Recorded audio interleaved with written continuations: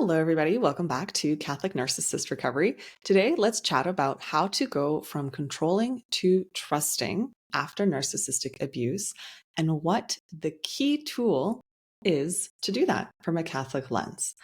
So, I'm sure you guys can relate to this. I definitely can as well.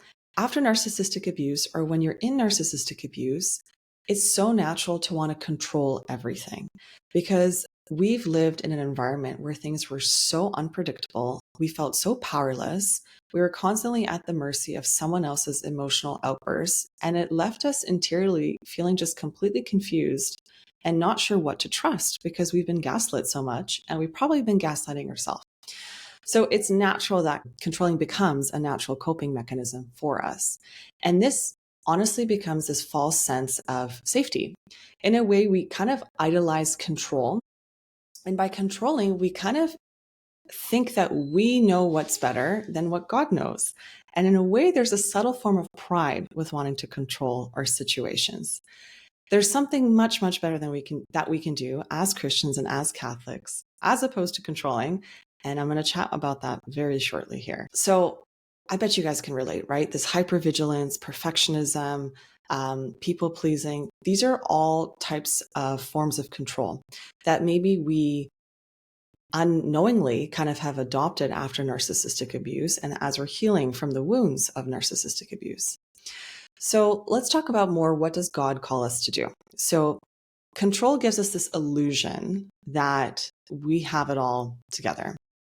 And don't you agree that control actually causes a lot of exhaustion and it never really gives us true peace because we're always feeling like we need to think like 10 steps ahead, plan everything out, and it kind of cripples us and paralyzes us.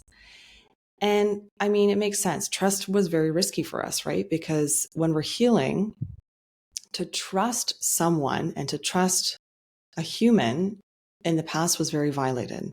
So it's natural for us to not be able to trust someone again, and that trust needs to be rebuilt. So what does that look like specifically? And this is where, guys, I'm going to share probably one of my absolute most favorite Catholic prayers, which has been instrumental. It's my go-to.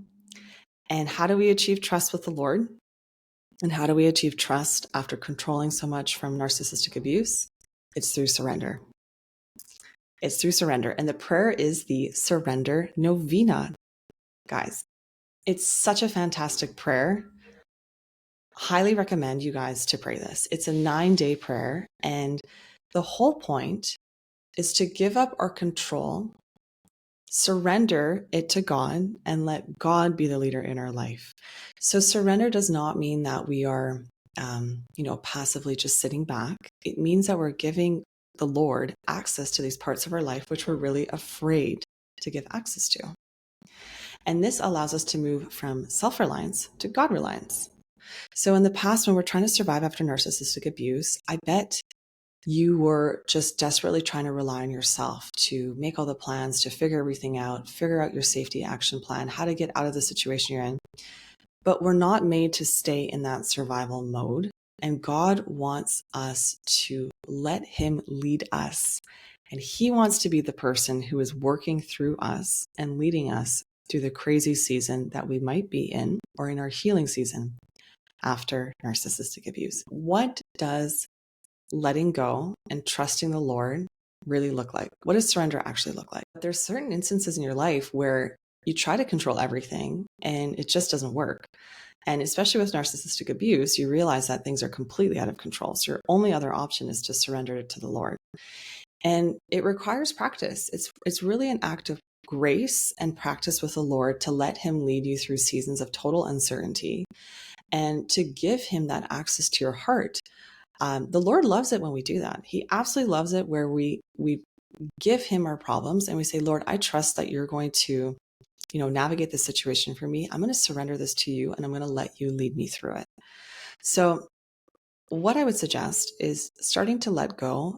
Definitely pray the Surrender Novena. It's fantastic. Surrendering and trusting means that, God, I don't know what's going to happen, but I know who you are. And I'm going to trust in you, and I'm not going to trust in a plan or trust in my control. I'm going to trust in you and your ability to lead me because you're all powerful. So again, to wrap this up, I would say You're not weak for trying to control, guys. We all go through this. This is a natural progression when we're trying to heal from narcissistic abuse, is when things are out of control, we go to the opposite extreme, which is we try to control everything, but the Lord actually calls us to surrender. And it's through that surrender where we're going to build trust with our relationship with God. And eventually that trust with the Lord that we build will then lead us to trust humans more as well.